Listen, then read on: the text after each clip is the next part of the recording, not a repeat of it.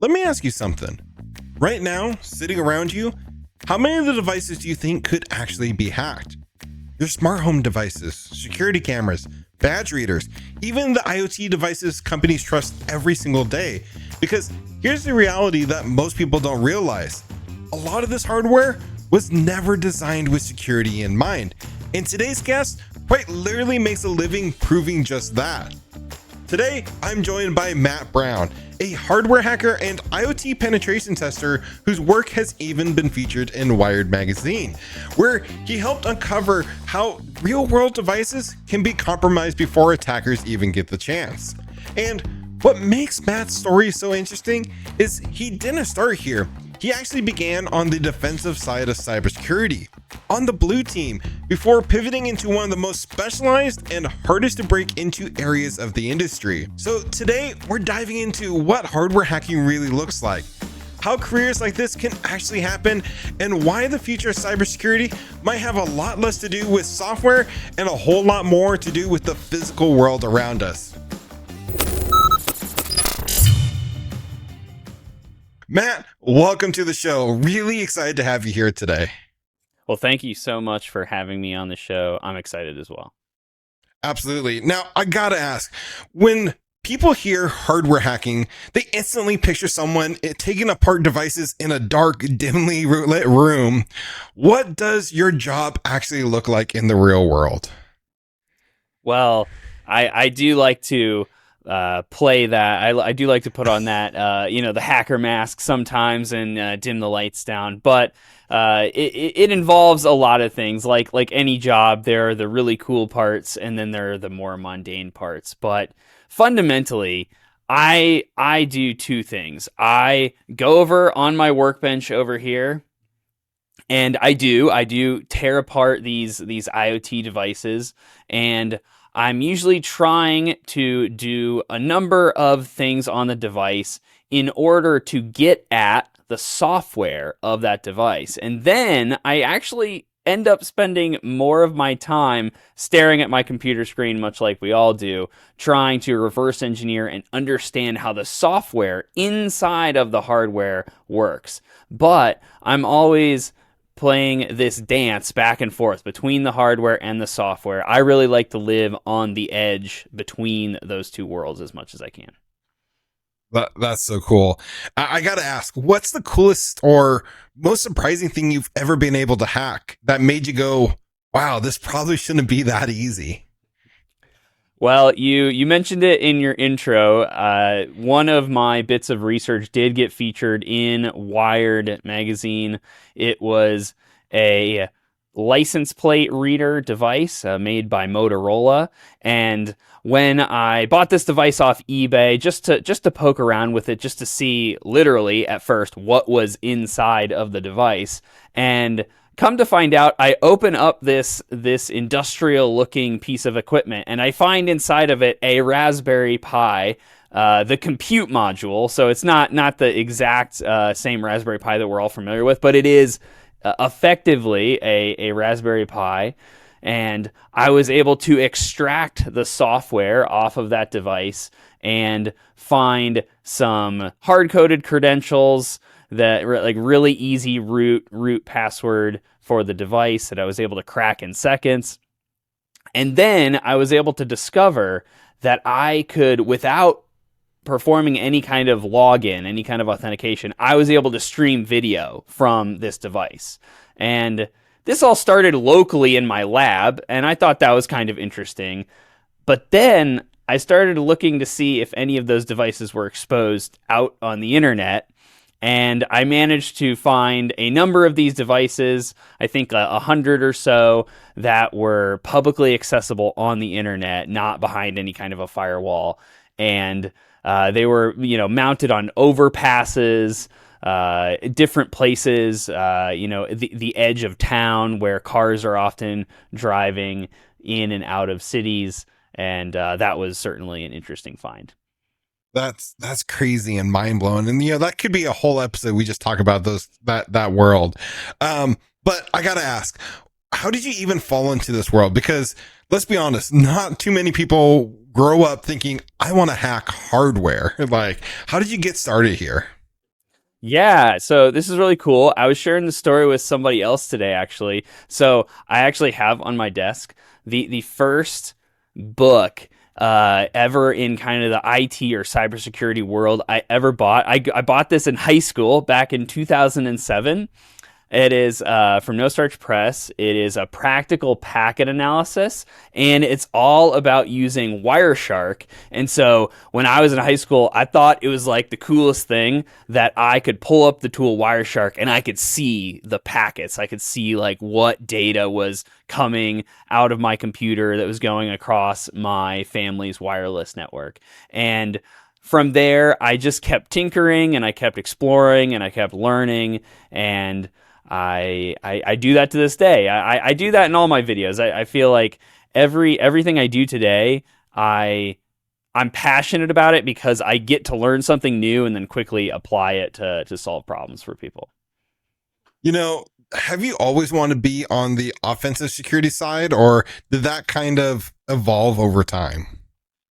That definitely evolved over time. So my time, I did go down kind of the traditional educational route with going to a 4-year university.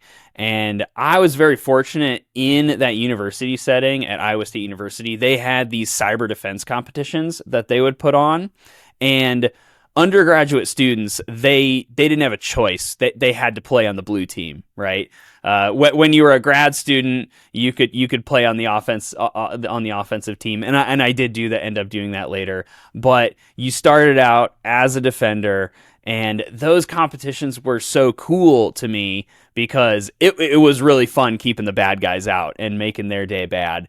So in those events, what we got to do is they would usually give us about 4 weeks of time. They would hand us a bunch of VMs that were chock full of holes, and then we would try to patch those up ahead of the competition. And then for 8 hours, they would bring in professional pen testers to just go at your systems, and you had to try to keep them out.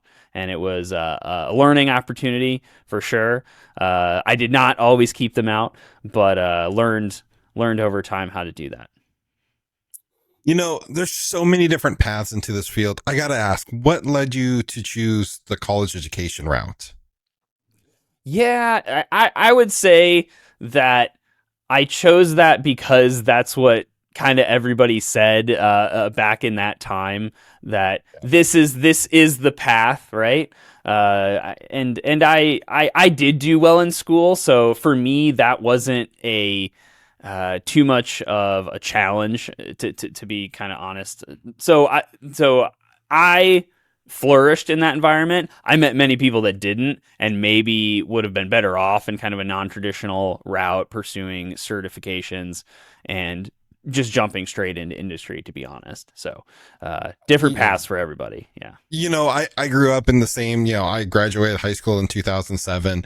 And yeah, I mean, back then the word was you didn't go to college, you were going to end up a failure in life. You know what I mean? It was Right. kind of just crammed down all of our throats. I did definitely try college out of high school. I actually ended up being able to graduate a year early from high school, and my high school paid for my first year of college, which was an amazing leg up that I ended up just wasting away because college was just not for me. I tried and I really wanted to go down that path, but I just wasn't prepared. I didn't know what I wanted to do at the time. So I ended up dropping out and came into the tech industry later on in life.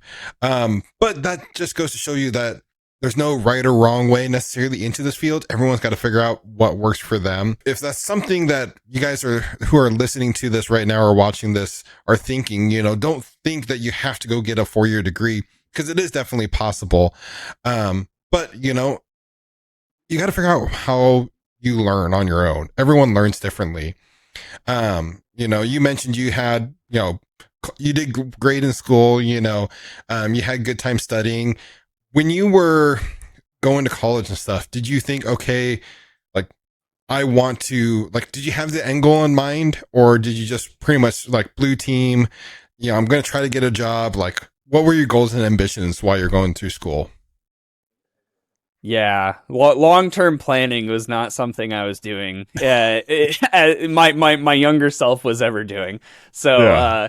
it was kind of day by day. What am I going to do today? Kind of a thought. So for me, I was always passionate about technology, and luckily my freshman year at college there was a information security student group at Iowa State, and they would present on cool like hacking topics, right? Like this was this was 2010. So this was back when companies like Facebook were not using HTTPS. They were only using it on their login. And eventually, I think it was later in second semester of my freshman year, there was an optional setting in the advanced settings of your Facebook account that you could opt in to using HTTPS everywhere. And so in our information, in that student group, there was some demos that were performed on the network, because all of the wireless networks there were open. There was no encrypted wireless network. So there were literally like session tokens flying through the Oh air my gosh. back in college. So I just got to have a lot of hands-on and practical demonstrations of, like the attack and defense. And it really just gets me excited. I mean, to this day, I think in a different life, I would be probably some extreme sports adrenaline junkie, but now I get my adrenaline rush by finding the bug. That's awesome. Now, really quick, I just want to touch on this because I want to really get into what you do as, a hardware hacker. But like, you graduate college, do you immediately land a cybersecurity job, or what did that transition look like? My kind of experience through college was I actually started as computer science, and then I didn't want to take physics because that was hard. And so I actually transitioned into like management information systems, and then I like regretted that decision. So just to say, the path was not exactly like, super straight. But I did end up immediately going into grad school for information assurance, which is just another word for cybersecurity.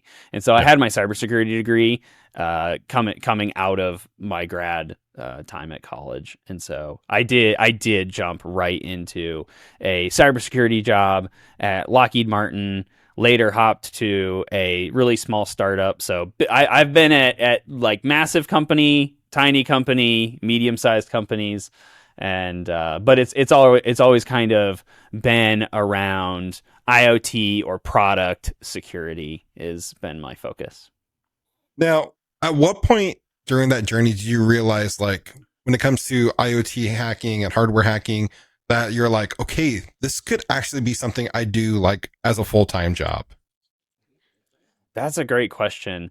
So yeah. So back at Iowa State in my college years, and actually before that, like even in high school, I just randomly happened to have, because I feel like most high schools at the time did not have this, but we had a soldering class even in like high school, and that opportunity just opened up to me the world of electronics, and I was always really interested in that. And then I kind of went off to college and mostly was doing software cybersecurity. And then when I got out of college, I had some opportunities at the first job I took to do some, vulnerability analysis on IoT devices, and that just sparked something in me. So I think it wasn't like I had this intention and I went out there and I had the plan all laid out for me. I think I went out and this would be like my recommendation to anyone. There's the whole like debate over whether like you should just purely follow your passions or you should be really practical, right? In analyzing what you're good at. And I think there's a balance somewhere in the middle there. And I also think you find out what you're passionate about when you go out into the world, into the marketplace, and you try different things and you discover that you're like really good at something and it provides value to other people. And so for me, that was hardware hacking. And then I think the other part of it was the content creation piece that happened later. Was I really like teaching. So I like hardware. I like finding, I like the adrenaline rush of finding a bug. And so I stepped into these opportunities where I flourished. And so, but I wouldn't have discovered that if I hadn't just given it a try in the first place. Hey, let me pause here for a second because this ties into something I really appreciate about people like Matt. Hardware hacking teaches you something very important.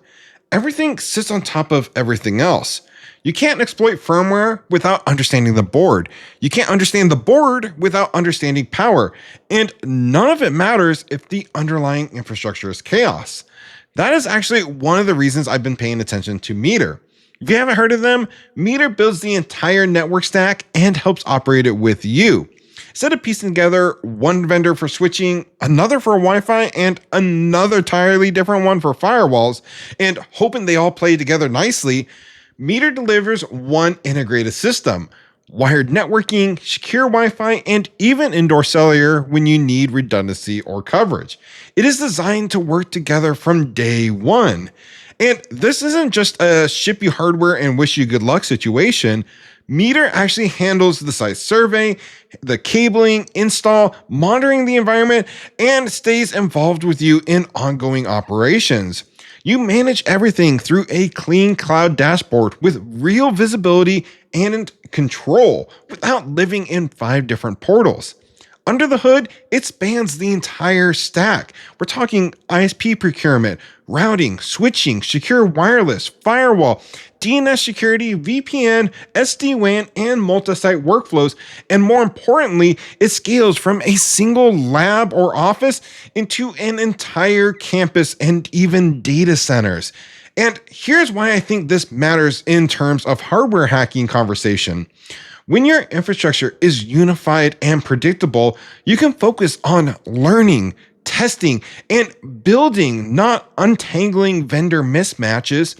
Clean foundation gives you room to experiment.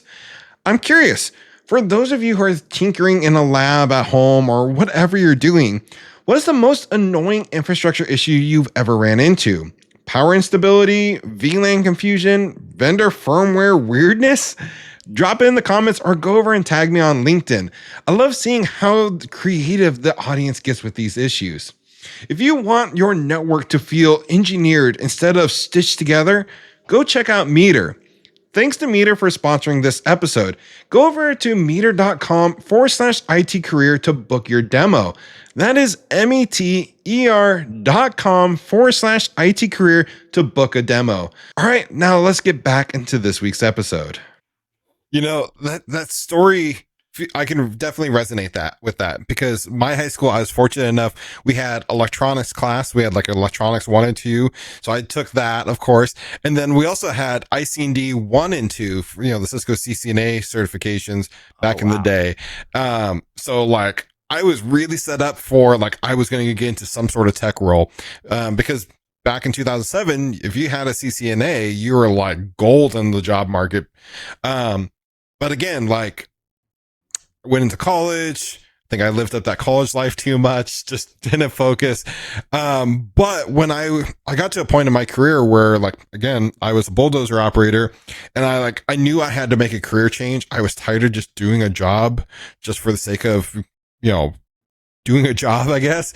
And I looked back on what I truly enjoyed. Like I tried to find that balance between, okay, something I really, really, can't believe I'd be able to go to work to do and something that was, make decent money to support my family. And I looked back on, I really enjoyed networking. I really enjoyed electronics. So why don't I try to get in the tech industry? And so I knew I couldn't go back to school. That just wasn't an option for me. So I took the certification route and got a job on the help desk and worked my way up and, ended up, really just flourishing, just as soon as I got that opportunity to get my foot in the door, like I just made it my mission, like to soak up every piece of knowledge that I could. Like, I'd be looking at configs, in my spare time. I'd go to my boss. I'm like, hey, we have this configuration, but this hasn't been supported in forever. Why are we still running like this? And he's like, I don't know. It's just how it was. Why are you asking me these questions? And things like that. And I mean, I still attribute that finding your passion in this industry is the biggest thing that's going to lead to success, and how you can balance that with something that's going to support you long term. I think is really the key there. Yeah, absolutely. You need both. Yeah. Now, I gotta ask, if someone wants to move into something specialized like you did, what makes more sense for people? Should they start like studying different certifications? Is there really certifications out there for this? Or are they just gonna have to try to dive in and get their hands dirty? I would suggest dive in and get your hands dirty. There are some certifications out there that you can take, but I think those are going to be so niche that I have not seen any of the job roles require certain certifications for this specialized of a role. They're really looking for experience and you being able to demonstrate your knowledge in in that niche skill set. So even within the IoT and hardware world, there might be companies that specialize even within a subset of that broader skill set, and so it's going to depend on the needs of the job and the employer. Yeah. So that leads me to my next question. Then, what skills helped you pivot the most, to this, this career path? Is there certain skills that people often overlook when trying to make this change? I really appreciate that I had the blue team experience. I think for me, pen testing, and this isn't everyone's philosophy or perspective on it, but oftentimes I have that system administrator background, that blue team background, and that helps me to think in my head when I'm performing in an offensive role. I'm like, I know all the mistakes that I would make if I were if I were administrating the system, or if I were designing and building this device. I know all the shortcuts I would make. I know the kind of mistakes I would make, and so I go out and try to just find those similar mistakes in a piece of hardware. And so I think those are good skills to have, to understand how networks work, how systems and operating systems work.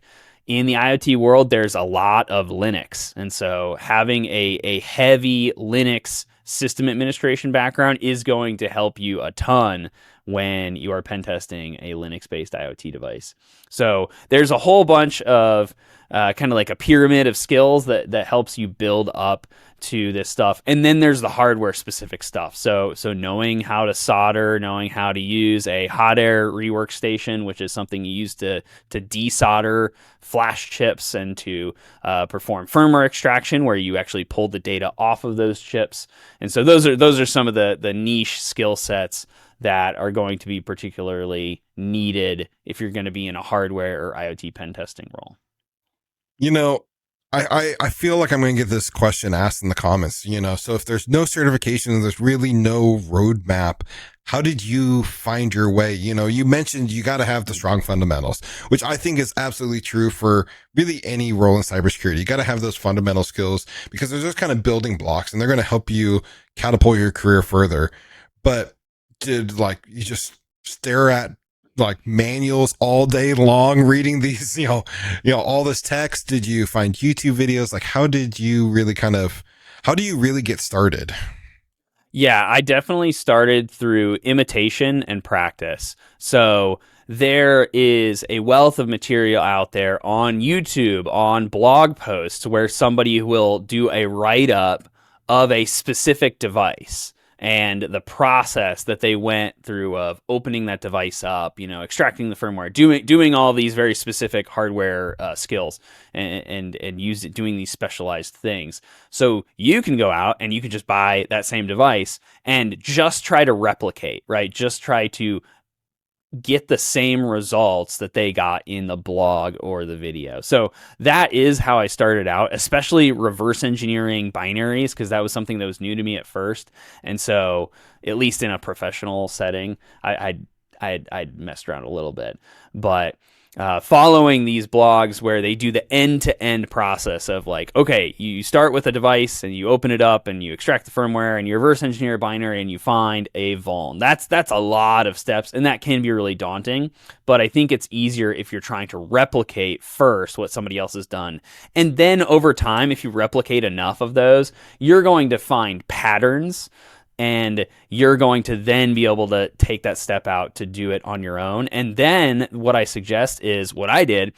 I would go to Goodwill, thrift stores here in the United States. I would go to anyone who had like e-waste bins at certain jobs. My employers, they would just have like e-waste bins of old like devices that they were throwing out. Right, go grab those, because then it's a much cheaper target, right? If you get like a hundreds of dollars worth of a Wi-Fi router, then you're not going to want to experiment and try out all these attacks on that device, right? Because you don't want to brick that super expensive device. But if you get something cheap and secondhand, then you're just gonna go for it, and you're gonna explore, which is how you learn.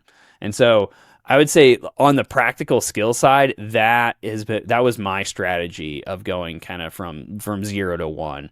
And then the other thing, which I think you're kind of getting at before, is when I wanted to get a offensive IoT security job, that is like a niche within a niche. Yep. Many people just would like to get into any offensive security role, and we know that it is difficult to sometimes pivot from blue to red, from that defensive to offensive. But it's even more so. It's even more of a niche in the offensive hardware space.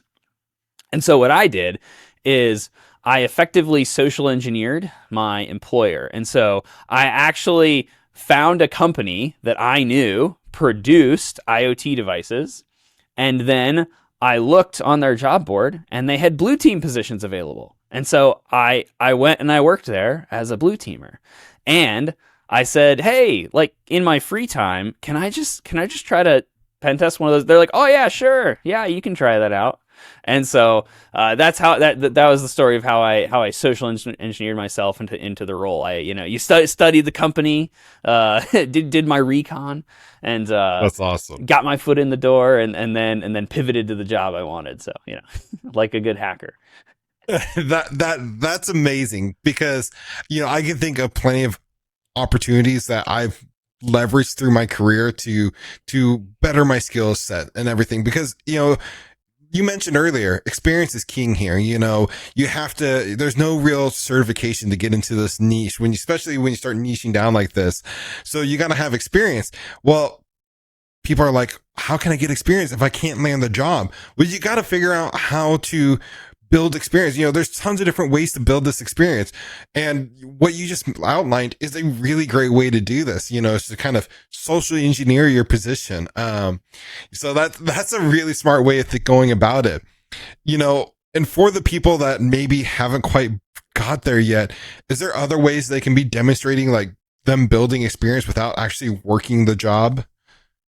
Yeah, there is, especially in the age of social media and GitHub, right? You can be sharing projects. You can make a blog, and you can make a blog about your security research that you're doing on the side. So I feel like in the day and age where the side hustle is there's like more and more people that are going into their side hustles. There's all sorts of projects that you can do off the job, off hours, that can build that resume for you. Yeah.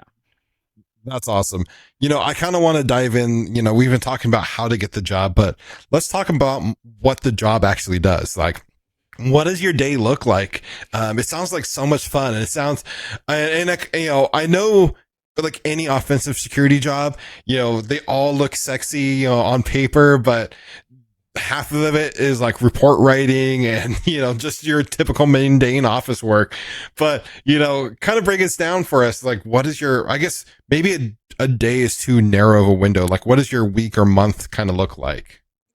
Yeah, that's a great question. So most of the time in a IoT pen test role, and this can actually be abstracted out, I think, to a product security role. So anyone who does web pen testing, IoT pen testing, network and red teaming is a little bit different, but people who are doing offensive testing of products, there's a pretty predictable life cycle that you follow through, and depending on how long the project is, depends on what you're doing on any given day. But any project is going to start out with you potentially talking to clients. Now maybe your company will have kind of an account rep if you're an external contractor. If you're an internal pen test resource, then you're definitely going to be on those meetings where you're determining with the people that are actually in charge of building this product, this device, and you're determining what the scope is, how long you're going to test. And with IoT devices, you're trying to make sure that they send you enough of those devices, which is always a pain because usually you're testing when they're like, oh yeah, we're gonna get these devices in Q1. Anytime a hardware manufacturer tells you that, you can just like add like 2 quarters to their estimate, and that's probably accurate. So there's always project delays that you're dealing with, but you are going to be working to define the scope of the pen test, and then once that pen test kicks off, once that work kicks off, yeah, there's going to be a lot of note taking that you're doing, a lot of careful documentation that you're making along the way. But the first thing I am going to do is going to be one of the funnest parts. It's going to be opening up the device. It's going to be searching around for debug interfaces for flash chips where I can extract firmware off of the device. Then I'm going to be doing things like testing the device over the network, if it's, Ethernet, Wi-Fi, some other proprietary protocols, Bluetooth. There's all sorts of surfaces on these devices, and that is the cool thing, I will say, about my job, is that every device is kind of different and unique, and you're always learning. You're always like, oh, I'm not really good at this. I need to learn a little bit extra here, and so continuous education is definitely a part of my day as well. And then there is the report writing phase, which is the not fun part. I don't know anybody who likes that part of the job, but it is part of the job, and it's ultimately the only thing you're delivering to the client, right? Right. So you could find all the coolest vulnerabilities in the world, but if you don't present that well, it's kind of like having a nicely cooked steak and giving it to them on a garbage can lid and being like, here you go, I found this awesome vuln, and they're gonna be like, oh, okay, but that doesn't look that great. So right. So yeah, so presentation, and then this is something that maybe for other introverted engineers like myself, I've had to learn some soft skills as well, because then you're probably going to be hopping on meetings with the client to present your findings to them. So that's a part of the gig as well. And then of course, maybe you get pinged back a little bit later from them for retesting. So that's always a part of the life cycle as well. And any day you could be doing any number of these tasks. Maybe you're on multiple projects simultaneously, and so it's always different. That brings up you brought up a good point. Like, all jobs in tech, I feel like these days are customer service oriented. Whether your customers are the internal team or the external consumer, like really every job in tech is customer service oriented. gone are the days of like, back in, I don't know what, the 80s and stuff, where like IT was the untouchables type of thing. Like, you know, uh, they could pretty much do whatever they want because no one knew what they were doing anyways. Gone are those days. Tech in all aspects is customer service. So you got to have those important soft skills.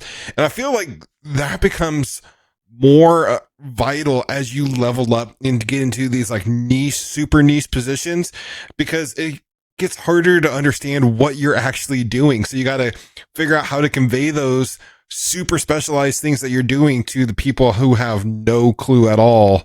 They just made it look pretty, and they don't understand that they opened up 15 vulnerabilities in that process. So, I think that's a huge aspect. And was that ever kind of a challenge for you to try to figure out how to convey those things? Yeah, that's definitely something that I've gotten better at over the course of my career. And it's it's been something of a discovery of mine that really, if you want to take a step back, like pen testing, yeah, you are providing a consulting service. Whether and if it and I tell this to people who are on internal pen test teams too. Like you are a consultant to the other parts of the business, but you need to understand all these relationships. Like you can't escape politics, the office politics, or those interpersonal relationships, the complexity of those, just because, oh, I'm an engineer, I'm the technical person, right? You That will hold you back. Like, quite honestly, I think that will hold you back in your career if you are not able to have those conversations. And yeah, so I can give you examples in like the IoT industry too, because in terms of communicating vulnerability findings, I might be communicating a finding to a vendor who is white labeling a product. And so like that product might have their label on it, but they might not actually have the source code to it. They might, Right. there might be multiple layers of different people's softwares running on a single device. And so you need to understand the complexities of the supply chain, of the way that the business operates, and all of those different domains within a business that you understand. You will make yourself more valuable of a resource to that company, and that'll help you out in your career. I gotta ask, you're in the weeds every day. Are these smart devices getting any more secure, or are we just adding more attack surfaces everywhere? I see change in I see both. I think it's a widening of the kind of standard deviation. So there are definitely some devices, especially the newer ones. I'm seeing a lot of devices that come out of new companies, hardware startups, actually being pretty secure, not because they are incredibly smart, that they're smarter than the other more established companies, but because they're operating on SDKs and hardware platforms that have a lot more security just baked in and turned on by default. And so they don't have the kind of that anchor of legacy that they have to, be backwards compatible to old systems and old ways of doing things. And oftentimes with IoT devices, you see this in the OT, operational technology world as well. Once a system gets deployed out into the field, providing updates, security updates for that device is very difficult. And especially if the flaw is an architectural one. If it's an Yeah. implementation flaw in a protocol or something like that, yeah, maybe you can fix that. But if the architecture is wrong, if there's something fundamentally wrong with the design, the security design of that device, the chances of that getting fixed are are pretty low.